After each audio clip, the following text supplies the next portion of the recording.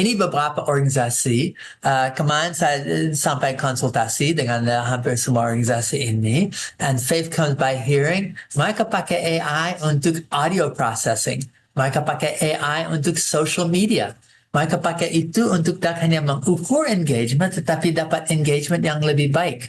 And mereka punya bots untuk response. Dan bots untuk response itu sangat menolong untuk bagaimana filter siapa yang baik, tidak baik, siapa yang mau tahu lebih banyak atau hanya dapat bahan lanjut. Orang mau dapat bahan lanjut, oke, klik, dan mereka sudah dapat. Kalau bot response itu bisa 24 jam 7 hari. Jadi ketika manusia tidur, bot masih tetap bisa bekerja. Betul. Ya, berapa ya, mungkin ya lama yang lalu saya ke India untuk kerja dengan satu kelompok, dan ternyata sekarang mereka punya nama Vachan Engine dengan APIs. Itu punya di belakang itu AI, and AI-nya bisa hanya text to speech atau speech to text. Itu lumayan ya, daripada omong ada teksnya, dari teksnya itu omong, tapi itu bisa dari omong sampai omong, speech to speech. Lebih daripada itu bisa AI assisted tools untuk oral Bible translation. Apa artinya? Dengan AI saya bisa cari kata Herod. Sekarang Herodes, semua tempat yang punya kata Herodes akan dimunculkan di dalam Alkitab yang hanya audio, tidak punya teks. Atau saya mau ganti itu ternyata bukan Herod, tapi Herodes. Saya bisa edit. Dan berapa hal yang luar biasa hebat yang bisa dilakukan oleh AI dan audio files tanpa ada sistem tulisan untuk bahasa itu. Ada dari Scripture App Builder, itu satu program yang khusus untuk bikin aplikasi Alkitab. Sabda sudah kerja bersama mereka ya 5-10 tahun, dan mereka punya lebih dari 1,000 Bible apps. Sekarang semua dimungkinkan untuk ada AI terintegrasi.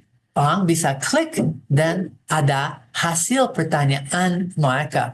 And itu Alkitab GPT itu lebih daripada itu, tetapi Scripture App Builder sudah memungkinkan dalam 1,000 bahasa orang bisa mulai dapat tak hanya dari firman, tetapi bahan tambahan untuk itu.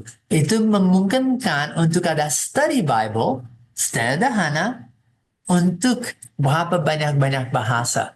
Nanti kami akan lihat tentang SIL, mereka punya 7 proyek yang hebat.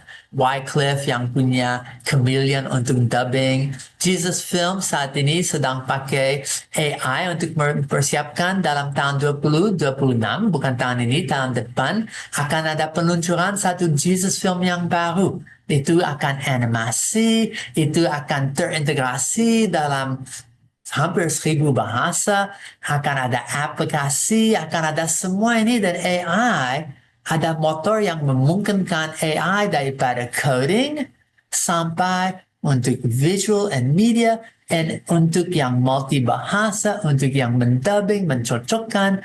AI jadi motor yang memungkinkan Jesus Film yang sudah dalam 2,000 bahasa, waktu luncur tahun depan, yang versi baru, yang animasi, akan ada dalam hampir sama jumlah bahasa 1,000 plus. Ada Avoda yang pakai AI tak hanya untuk sign language atau Bible translation, tapi untuk medis dengan hasil yang bagus. And Seed Company, TSCO, untuk training, untuk global translation dalam and external processesnya. And Sabda sendiri, sebagai satu organisasi yang terlibat dengan AI, sudah menggerakkan AI for God, AI Talks, ada situs AI Squared, ada situs AISabda.org, sudah terintegrasi dalam hampir semua situs Sabda AI sebagai satu cara untuk bisa mendalami topik apapun. Ada Alkitab GPT, ada AI Counseling and Counselor, MLC punya satu AI kecil, and AI Academy yang sedang disiapkan, dan lebih lagi satu prototype AI EMDC. Semua bahan daripada EMDC di AI kan untuk project internal yang luar biasa. Selain itu, Sabda punya ya 20 plus projects, ada AI labs, punya untuk inference engines and server. I mean, semua ini ada perkembangan dari sisi AI. Tapi topik hari ini bukan hanya AI, tapi AI dan Roh Kudus. Bagaimana Tuhan memakai ini di ladang? Tujuan bukan untuk AI yang hebat, tapi pertanyaan, apakah hal ini bisa dipakai, akan dipakai, atau sudah dipakai oleh Roh Kudus untuk melakukan hal yang biasa, yang luar biasa? Ya, Jawaban sangat-sangat yes.